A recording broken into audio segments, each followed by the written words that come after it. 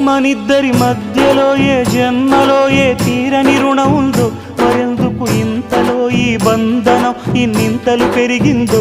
అమాయకమైన నీ చిన్నారి నవ్వును ఏ తల్లి కందో, ఇటే నీ దారి ఉందని నిన్ను ఏ సుడిగాలి పంపిందో.